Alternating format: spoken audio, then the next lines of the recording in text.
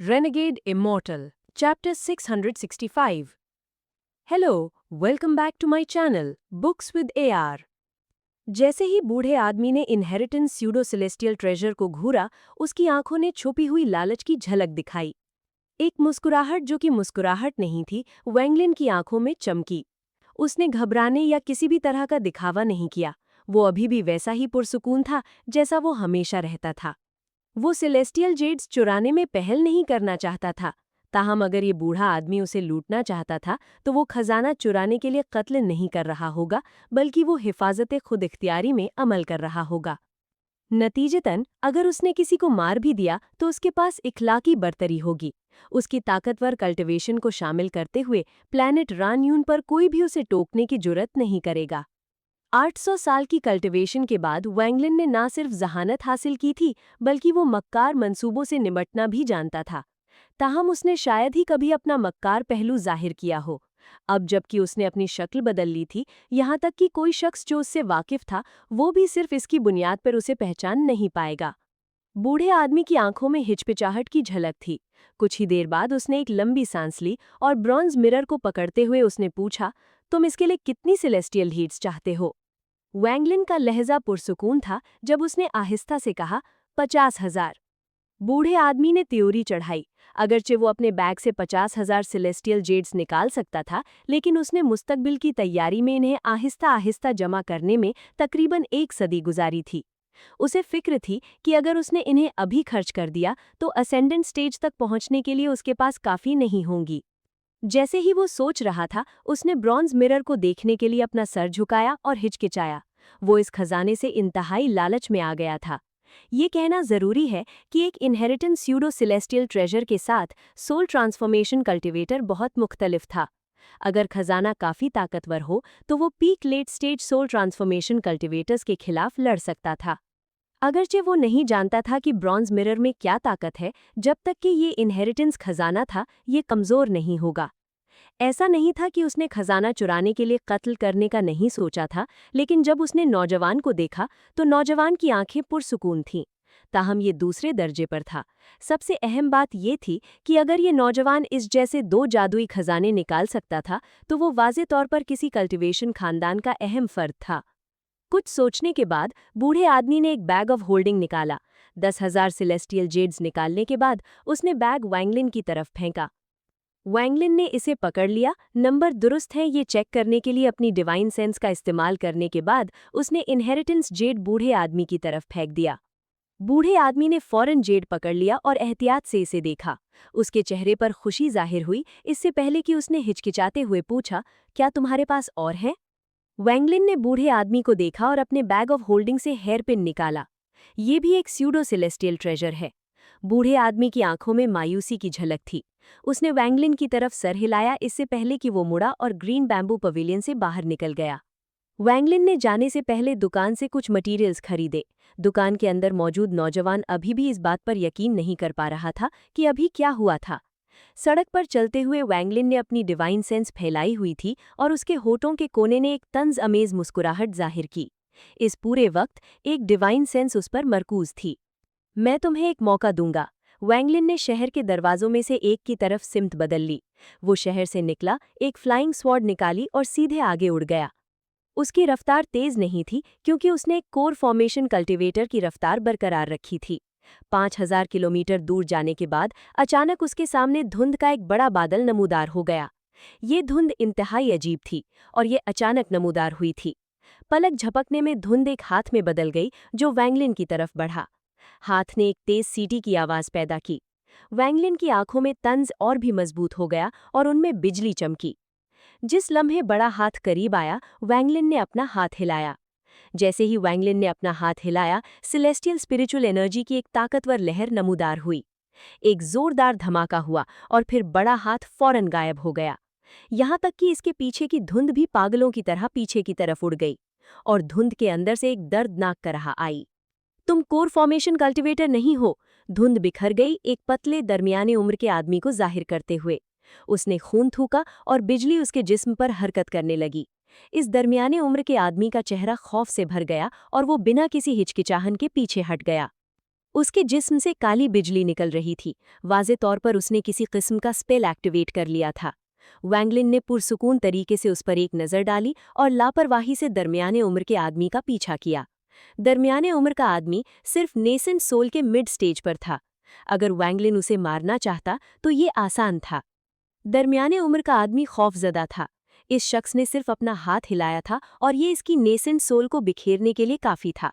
अगर वो थोड़े वक्त में खानदान में वापस नहीं जा सकता तो वो यकीनन मर जाएगा। वो इंतहाई पछतावे में था। उसे कुछ स्पिरिट स्टोन्स के लिए इस शख्स के साथ मसला शुरू करने के एल्डर सन के हुक्म की पैरवी नहीं करनी चाहिए थी। जिस चीज़ ने उसे और भी ज्यादा खौफजदा किया वो ये था कि वो शख्स अभी भी उसका पीछा कर रहा था। इस जिंदगी और मौत के दबाव ने उसे तकरीबन गिरा ही दिया था। कई हजार किलोमीटर का फासला पलक झपकने में गुजर गया। जब दरमियानी उम्र का आदमी शहर में दाखिल हुआ तो उसका चेहरा इंतहाई जर्द था। उसकी नेसेंट सोल का ज्यादातर हिस्सा पहले ही बिखर चुका था।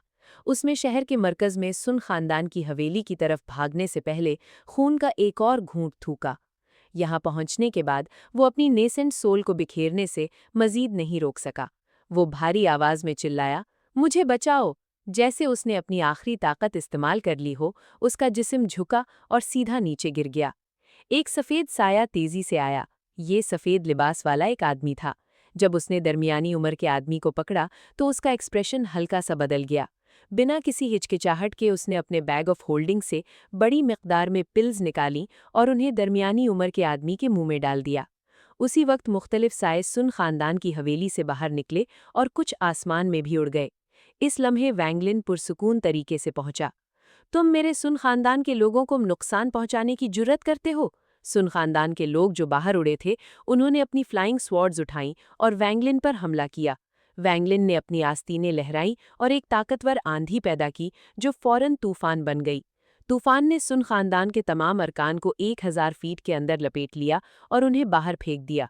तुम सब पीछे हटो। घर के अंदर से एक आवाज आई और फिर 3 बूढ़े आदमी बाहर आए। इन तीनों में एल्डर सुन भी था, जिसने वैंगलिन के साथ लेन देन किया था। इस लम्हे एल्डर सुन का एक्सप्रेशन इंतहाई उदास था। जो शख्स बोला वो एक सुर्ख चेहरे वाला बूढ़ा आदमी था। उसने हवा में वैंगलिन को सर्द महरी से देखा और पूछा, तुम किस खानदान से हो? क्या तुम जानते हो कि मेरे सुन खानदान के घर में घुसना एक संगीन जुर्म है? वैंगलिन मुस्कुराया। उसने सुर्ख चेहरे वाले बूढ़े आदमी के पास एल्डर सुन की तरफ इशारा किया और कहा, मैं उसके लिए आया हूँ। एल्डर सुन का एक्सप्रेशन और भी उदास हो गया और वो चिल्लाया, छोटे बच्चे, इस बूढ़े आदमी का तुम्हारे साथ लेन-देन पहले ही खत्म हो चुका है। क्या ऐसा हो सकता है कि तुम पछता रहे हो? वैंगलिन ने अपना सर हिलाया। उसने बेहोशी की हालत में दरमियानी उम्र के आदमी की तरफ इशारा किया और मुस्कुराया। ये दिलचस्प है कि मुझे इस शख्स ने दुकान से निकलते ही रोक लिया। हारने के बाद वो यहाँ भाग आया। एल्डर सुन ने एक सर्द स्नॉट की, लेकिन उसके मौजूद दोनों बूढ़े आदमियों ने तेवरी चढ़ाई। इन दोनों के लिए ये मामला बहुत आसान हो गया। उन्होंने अंदाज़ा लगाया कि बूढ़ा आदमी सुन इस शख्स की चीज़ों के लिए लालच में था, लेकिन खुद कुछ नहीं कर सकता था, इसलिए उसने किसी और को भेजा था। हालांकि सुन मौरेन सुन खानदान का एक एल्डर था, चूंकि ये पहले ही हो चुका था, यकीनन वो उसकी तरफदारी करेंगे।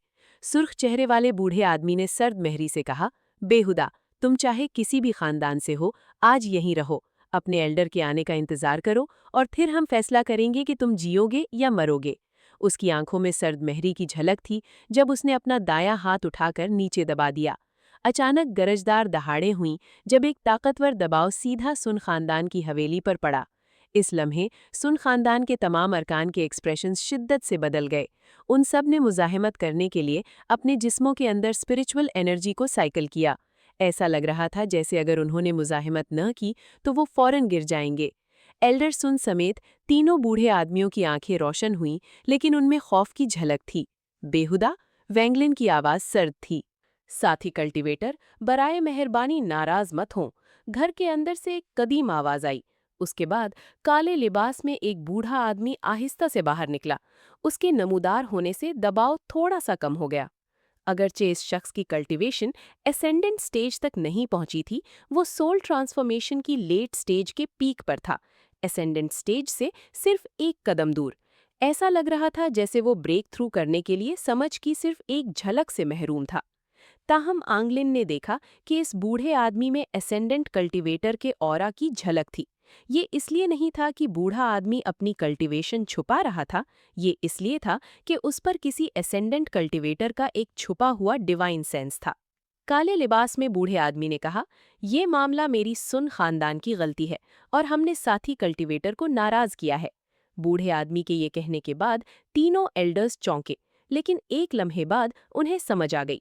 2 लाख सेलेस्टियल जेड्स और हम इसे भूल जाएंगे। वांग लिन ने पुरसुकून तरीके से बूढ़े आदमी को देखा।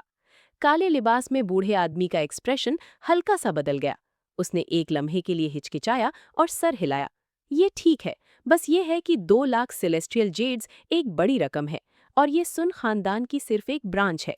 क्या साथी कल्टीवेटर 3 दिन इंतजार कर सकते हैं? वांग लिन ने बूढ़े आदमी को गहरी नज़र से देखा। जो उसने देखा वो बूढ़ा आदमी नहीं, बल्कि बूढ़े आदमी पर मौजूद एसेंडेंट कल्टीवेटर का डिवाइन सेंस था। जब तक वांग लिन काफी दूर नहीं चला गया, तब तक काले लिबास में बूढ़ा आदमी पुरसुकून नहीं हुआ और एसेंडेंट डिवाइन सेंस उसके जिस्म से गायब नहीं हुआ। उसने एल्डर सुन को गुस्से से घूरा, इससे पहले कि एक सर्द स्नॉट की। सुर्ख चेहरे वाला बूढ़ा आदमी हिचकिचाया और उसने नरमी से कहा, 2 लाख सेलेस्टियल जेड्स, मैं खानदान में भी ये एक बड़ी रकम है। काले लिबास में बूढ़े आदमी ने सर्द महरी से कहा, पहले हमारे खानदान के एंसेस्टर का डिवाइन सेंस मेरे पास आया और मुझे तमाम दरख्वास्तों को मानने का हुक्म दिया। 2 लाख तो क्या, 4 लाख भी दिए जाते। इसके अलावा आज के मामले की मालूमात को सील किया जाना है। खानदान का हुक्म जारी करो और उस शख्स को परेशान मत करो।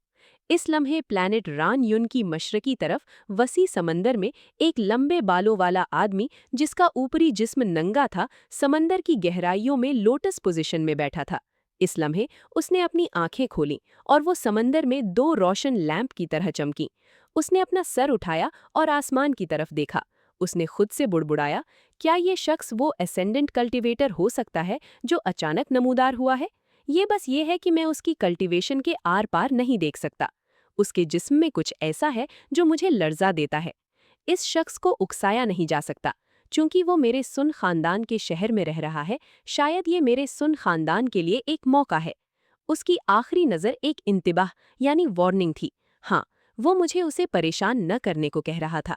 इस शख्स में मुझसे इस तरह बात करने की अहलियत है। आदमी काफी देर तक सोचता रहा, फिर वो सीधा समंदर की तह से बाहर उड़ गया।